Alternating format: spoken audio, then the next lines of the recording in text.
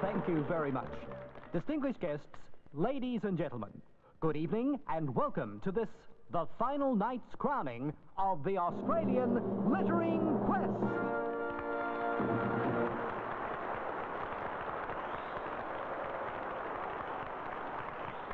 Tonight you'll be meeting 4 finalists who have competed against hundreds of other contestants from all around Australia over the past 12 months. And tonight, one of these lucky finalists will be crowned Australian King or Queen of Littering. But before we bring on the first of our contestants, would you please welcome our judging panel. A warm round of applause, please, for Emma Janet, SM 008.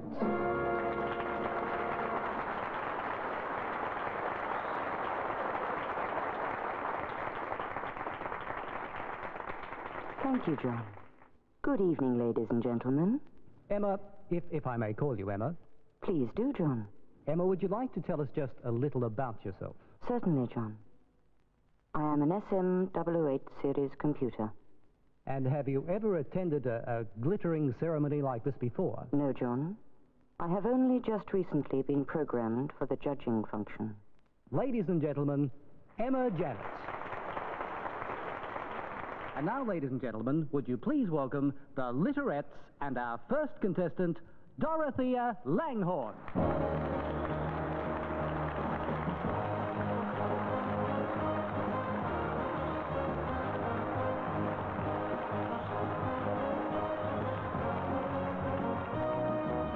Well, good evening, Dorothea.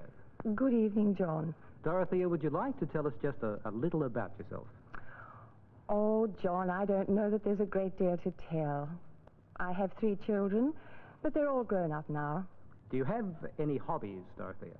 I do, John. I think probably I'd say entertaining is the thing that I most enjoy, though.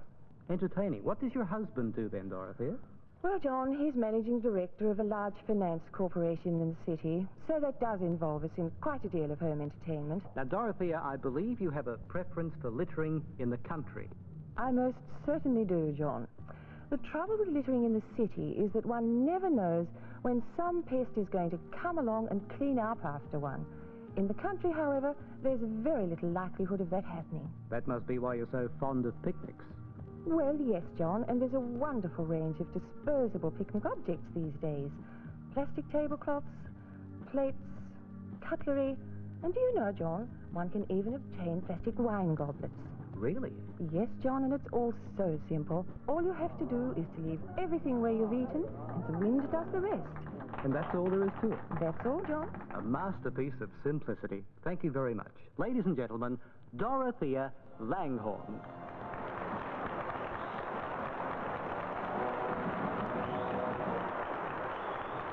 And now, ladies and gentlemen, please welcome our second contestant, Wayne Bishop.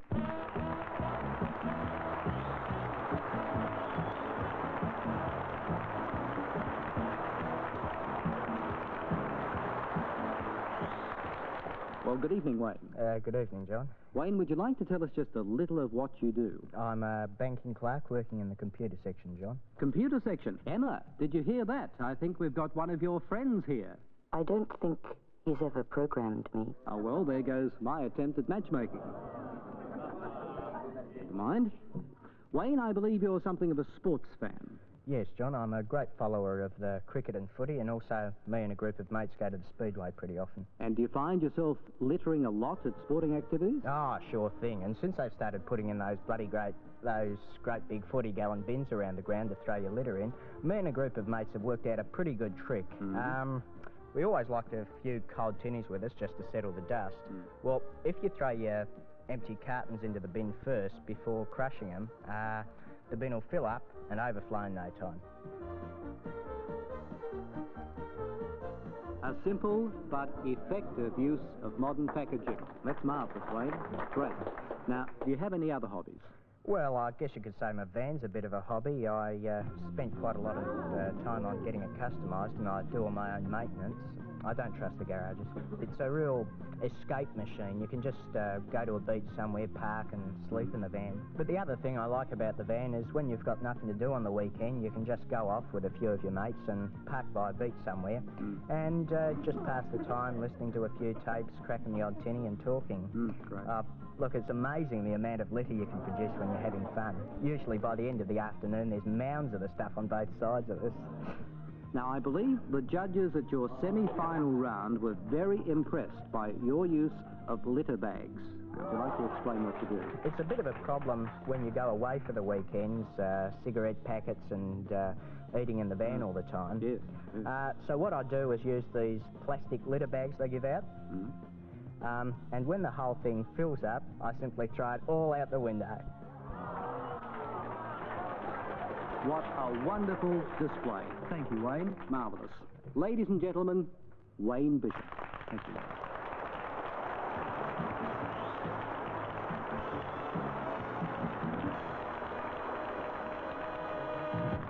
Ladies and gentlemen, would you now please welcome our third contestant, Robert Franklin. Well, good evening, Robert. Good evening, John, and please call me Bob. Certainly, Bob. May I compliment you upon your choice of escorts? I can't imagine four more delightful young ladies to be introduced by. The Litterettes, ladies and gentlemen. I see you have an eye for the ladies, Bob. Oh, don't say that, John. I'm a happily married man. You'll get me into trouble. Would you like to tell us just a little about yourself, Bob? Certainly, John. I'm an architect. Now, being an architect, does that fit in with your interest in littering? Yes, the two go hand in glove. I don't think many people realize the effect that the design of a public area has on their ability to litter. Well, I don't know that I completely understand what you mean, Bob. Could you explain a little more in detail? Certainly, John. We've just completed a building complex of which I am personally very proud. During my initial survey of the area, I found that the wind cut diagonally across the entrance to the site, so I designed a funnel-shaped roadway, or main entrance, to, in fact, channel the wind up that drive, carrying any debris and litter from the roadway to deposit it at the main doors. Oh, excellent, yes. I also designed litter bins, which would offer up their contents to any reasonable gust of wind. And now the building is completed, Bob. Are you pleased with the results? Yes, I certainly am. No matter how often the cleaners go through, there's hardly a day goes by without all manner of rubbish being deposited at the main entrance. Well, that's absolutely marvellous, Bob. Is there anything else you'd like to tell us about yourself? Well, I've been very happily married for 10 years, and I might say that during the last few months while I've been involved with this quest, I might not have made it without the support and patience of Daphne, my wife. Oh, is Daphne here tonight? Yes, she is. In the audience? Yes. Where are you, Daphne? Stand up, please. Daphne? There she is.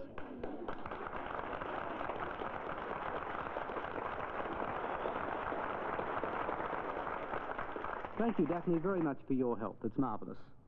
I presume you share your interest in littering with Daphne. Oh, I'll go further than that. I'll say she's a positive inspiration. Of course, my work keeps me very busy, so we can only litter on the weekends, just dumping stuff. But then when the Life Be In It campaign started, we thought we should be getting much more out of our weekends. And we now have a caravan, and we go away most weekends when the weather's warm. Oh, marvellous. Where do you go, Bob? We have a few places that we visit regularly. There are lots of beautiful places in the countryside. Yes. We have wonderful times going for long walks, fishing, swimming, and just lazing around. And of course, there's no problem finding litter. A family living in a caravan for 2 days provides plenty. Well, what can I say? Ladies and gentlemen, Bob Franklin. Thank you, Bob. May I just express my gratitude for being here this evening, and I'd like to say that I've been very proud to be associated with the quest, and thank you all very much. Thank you very much, Bob.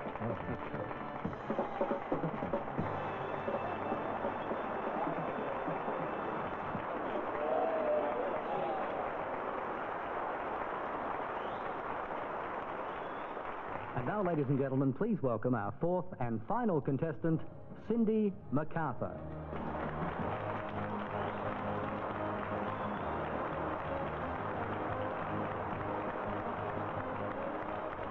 Good evening, Cindy, and may I say you're looking very lovely tonight. Thank you very much, John.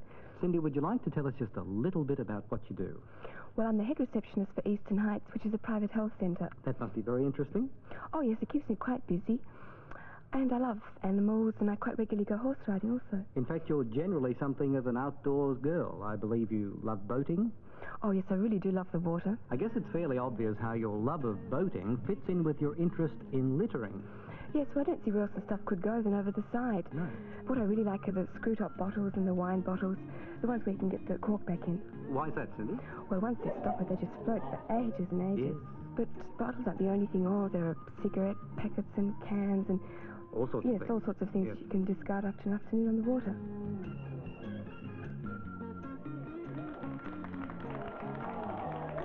I see what you mean. Well done. I've been told that you're teaching children how to litter. Now, would you like to tell us how that all started? Yes, well, I'm the youngest in our family. I'm the baby of the family. Both my brothers and sisters have been married for quite some time, so I've got lots of lovely little nieces and nephews. Do you love children, Cindy? Oh, yes, I love children. They're really, really lovely. And every chance I get, I try to teach them something about littering. I think the earlier you teach them, the better. And they're really wonderful, the children. They learn in no time. That's lovely, Cindy. Really lovely. Now, tell us, do you have any ambitions?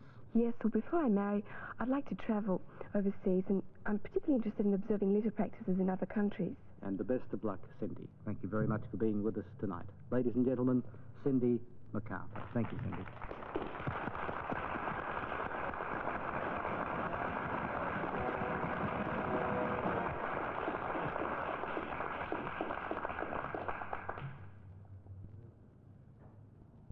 Is the suspense killing you? But seriously, though, I think Emma is going to have a very difficult task.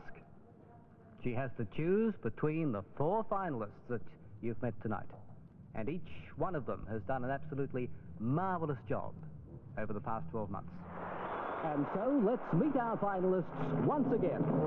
Firstly, Dorothea Langhorne with her disposable picnics. Next, Wayne Bishop with the padded litter bins, the panel van, and the throwaway litter bag. Then we have Bob Franklin with the whimsical wind trap and the Life Be In It's littering. And finally, Cindy MacArthur with her seaworthy bottles and her beginner's classes.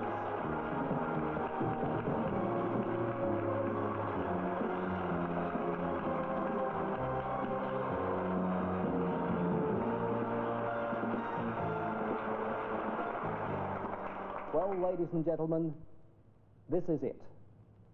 The big moment has finally arrived.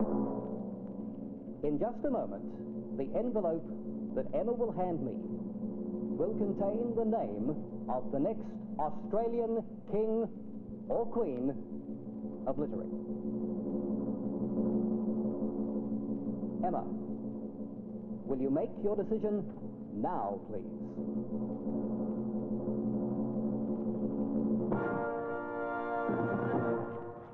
Ladies and gentlemen, the new Australian...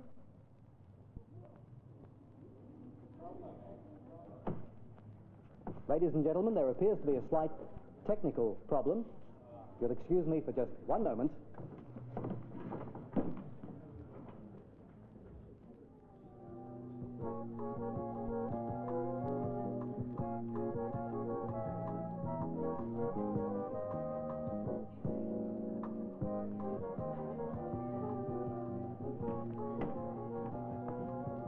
Well, deepest apologies for the moment's confusion, ladies and gentlemen, but of all things, Emma appears to have made a joke. I have not been programmed to make jokes. I was programmed to analyze all data presented to me and to make my judgment on a totally rational basis. It is estimated that last year, over $40 million was spent in Australia on the collection of litter. That does not include domestic and industrial refuse collection. Therefore, it would be totally irrational to single out one individual winner, when the award clearly belongs, as I have granted it, to every man, woman, and child in Australia.